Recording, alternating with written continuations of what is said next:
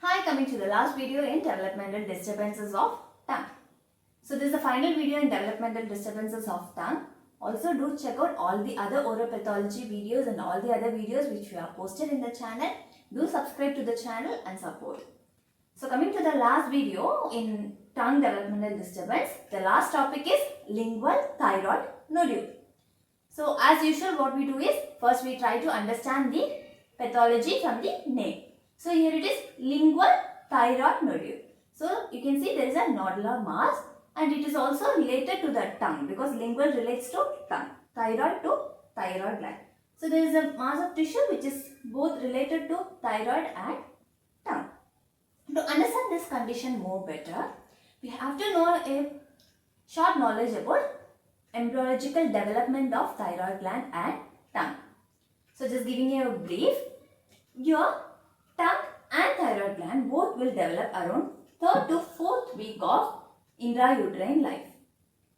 The thyroid gland development will be starting from the ventral floor of the pharynx around 3rd to 4th week, and these endodermal cells will be the one which will start to proliferate and they will create a thyroid diverticle. They will create a pouch-like structure. And in the same time your tongue development is also starting. And the thyroid gland and the tongue is connected through the thyroglossal duct. So your thyroid is starting to develop from the wall of pharynx, but it should reach to the neck region. So your thyroid gland should be moving to the neck region, should migrate to the neck region. During the migration process, some remnants of your thyroid tissue can be left in the base of the tongue. That is the lingual thyroid nodule. So some remnants will be left over in some thyroid tissue remnants can be left over in the base of the tongue.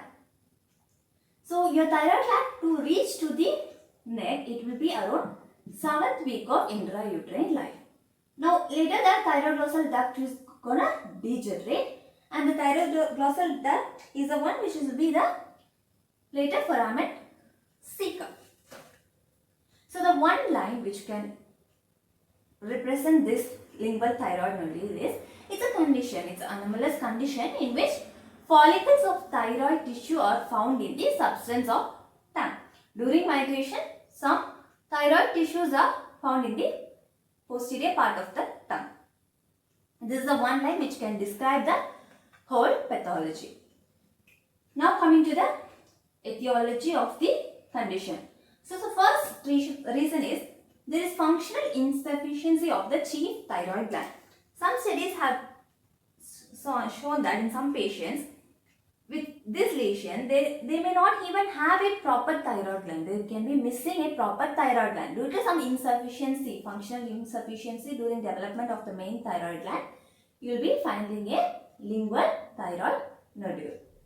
Second, people who are residing in goitrous area, in areas where there is high chance of getting goiter related problems. Third, failure of the primitive thyroid tissues to descend to the neck region. When there is no proper descent of the thyroid tissues from the forming region to the neck region, when this descent is not proper, this can happen. Now coming to the clinical features. So first coming to which sex is getting more affected. So this has been also a bit controversial. Some studies show that both the males and females are getting equally affected. While some say that females are having a high chance of getting this due to the more hormonal changes. It is also told that females can get it during puberty, during the menopause time, during pregnancy time also due to the high hormonal changes occurring in the females.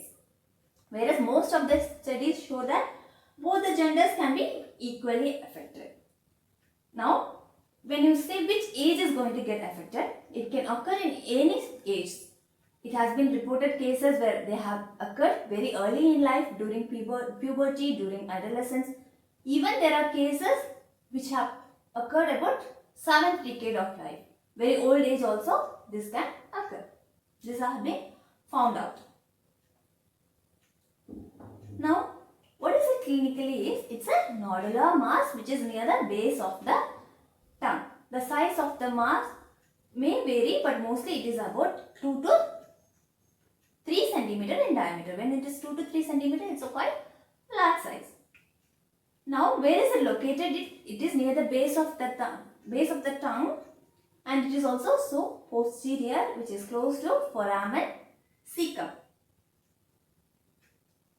Is it superficial or deeply? It is very deeply situated, and the surface, when you see, it is smooth. It can be also vascular.